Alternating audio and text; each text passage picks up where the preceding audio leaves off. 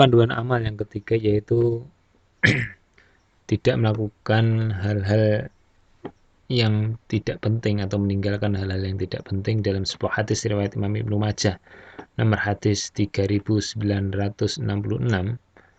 dan juga diriwayatkan dalam riwayat Imam Tirmidzi nomor sekian-sekian. An Abi Hurairah taqala, berkatalah Abu Hurairah, qala Rasulullah sallallahu alaihi wasallam, berkatalah Rasulullah yang selawat serta salam senantiasa terlimpahkan kepada beliau, min husni islamil mar'i tarkuhu ma la ya. Nih, tanda dari kebagusan atau kebaikan keislaman seseorang ini adalah dia itu taroka, meninggalkan apa? Sesuatu, segala sesuatu yang tidak bermanfaat baginya itu dia tinggalkan. Jadi apabila kita sudah mendapati suatu perbuatan atau apa sajalah yang itu sekiranya tidak memberikan manfaat, maka kita tinggalkan itu. Maka kita sudah sebagaimana yang dianjurkan oleh Rasulullah sebagai bentuk orang yang dia tidak menyia-nyiakan waktu untuk ngurusi yang tidak bermanfaat, maka dia ini meninggalkan hal tersebut. Dan ini dikatakan oleh Rasulullah itu merupakan bentuk kebaikan dari Islamnya seseorang.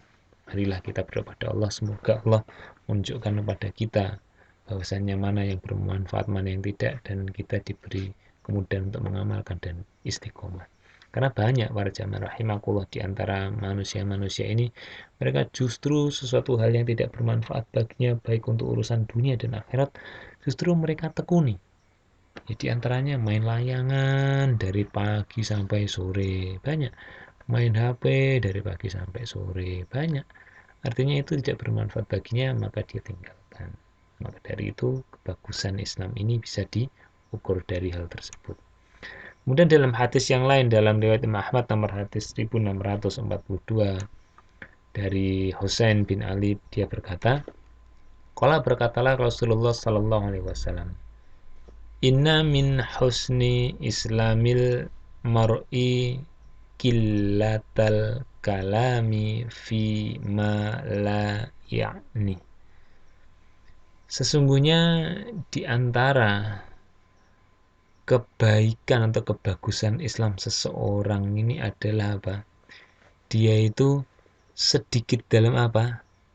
Berbicara atau berkata terhadap yang tidak berguna baginya. Jadi tadi sesuatu apa saja yang tidak berguna dia tinggalkan. Dalam hadis ini, riwayat Ahmad ini, dipertegas lagi dengan perbuatan yang lain, yaitu apa? Berkalam, yaitu berkata-kata.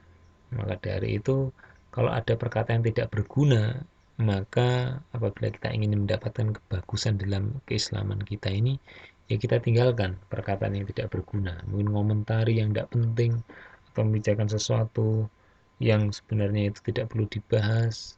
Mungkin dalam bahasa lainnya kurang kerjaan. Apabila seorang melihat ada kecoa, hah, kenapa ya kecoa itu ya? Apa gunanya dia ada di muka bumi ini? Nah, maka dari itu, kalau dia membahas terus seperti itu, dia tidak akan segera beramal soleh. Atau mungkin dia penasaran dengan sesuatu hal, dan dia ini berkata terus, maka itu tidak mendapatkan manfaat baginya untuk kehidupan dunia dan akhirat, dan ini perlu ditinggalkan. Jamaah rahimakumullah. Kemudian panduan amal yang keempat dalam tips menjaga perbuatan dan perkataan kita tetap baik, diantaranya yaitu kita ini tidak membicarakan hal-hal yang belum ada buktinya. Jadi segala sesuatu yang belum ada buktinya, belum jelas asal usulnya, maka kita dilarang membicarakannya.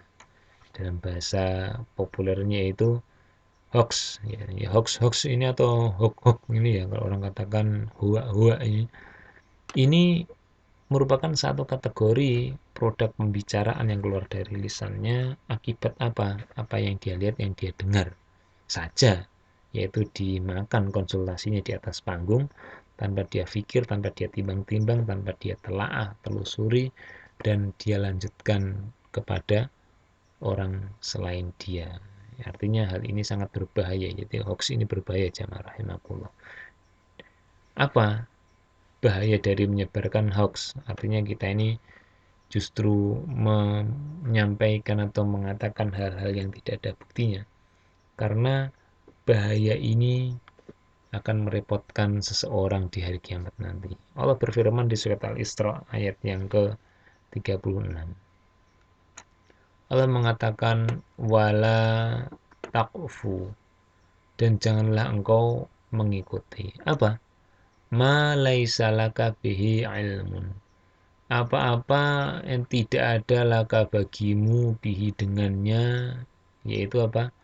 Ilmu. Innas sam'a, sesungguhnya pendengaranmu itu, wal basara, dan penglihatan kamu, wal fuada, dan hati, kullu ulaika, kullu masing-masing, ulaika dari mereka itu, yaitu dari pendengaran, penglihatan, dan hati itu, karena adalah dia itu anhu, terhadapnya, mas'ulan, nanti akan ada soal atau pertanyaan untuk mempertanggungjawabkan di hari akhir. Jadi apa yang dia dengar ini kalau belum jelas sumbernya atau masih dalam kelompok hoax, maka tatkala dia mendengar ya tidak perlu disampaikan karena belum tentu benar. Nah, seperti cerita berantai yang ada di HP-HP itu, katanya dulu pernah viral jembatan Suramadu runtuh, silahkan dilihat ini tuh dan sebagainya.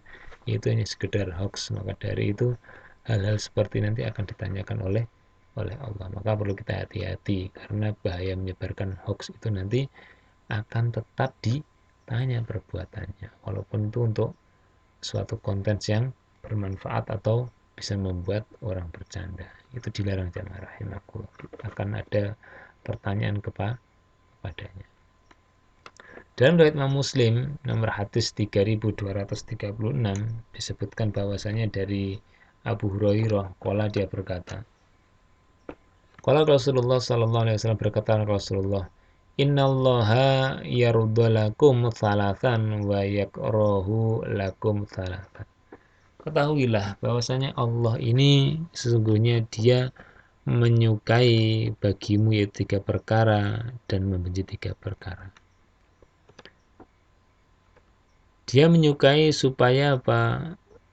Kamu itu anta butuhu, supaya kamu mengibadahinya.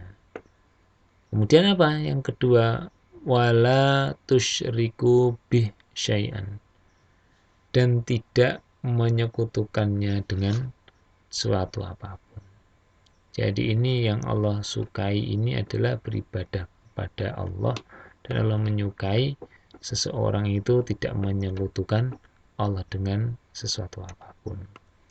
Wa anta tasimu bihablillah jami'an, dan Allah menyukai supaya kita ini berpegang teguh kepada agamanya, wala tafarraqu, dan janganlah kalian berpecah belah. Jamaah rahimakumullah, di dalam hadis ini ada satu petunjuk dari perkataan Nabi setelahnya, yaitu apa yang Allah benci kepada hambanya, yaitu wa yakrahu lakum kila wa qol. Allah membenci apa? Mengatakan sesuatu yang tidak jelas sumbernya. Pokoknya berkata-kata saya dapat dari fulan, katanya atau jari ini begini, jarinya begitu. Terus dia lanjutkan, dia teruskan. Kalau di WA enak, tinggal pencet sana-sana, semua orang kena. Maka hal seperti ini kalau kita tidak melakukan tabayun, cross check dan sebagainya, merupakan sesuatu yang dibenci oleh Allah karena tidak ada sumbernya, tidak ada landasan hukum atau ilmunya, tapi sudah dikerjakan dan dibicarakan, jadikan ajang bergosip yang tidak baik. Para jamaah rahimakumullah. Wa kathratas su'al, dan Allah itu membenci seseorang itu banyak bertanya, dikit-dikit tanya, itu justru akan mendatangkan apa? Kebencian, karena akan meminimalisir dari usaha Jadi tidak segera berusaha, tanya saja. Kemudian Allah membenci wa idha'atil mal. Dan yang Allah benci selanjutnya itu orang yang menyia-nyiakan harta. Jadi hati-hati jamaah rahimakumullah. Tapi dalam hal ini yang akan kita bahas adalah Allah itu membenci seseorang ini yang senantiasa dia ini mengatakan segala sesuatu itu tidak ada sumbernya. Ini tidak boleh jamaah rahimakumullah.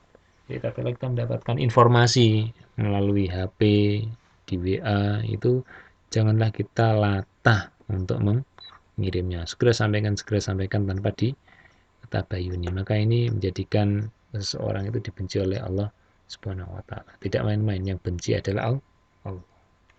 Jamaah rahimakumullah, panduan amal yang kelima adalah sebagai berikut, yaitu larangan kita berdebat atau saling membalas atau jual beli perkataan dalam berdiskusi dengan lawan bicara kita.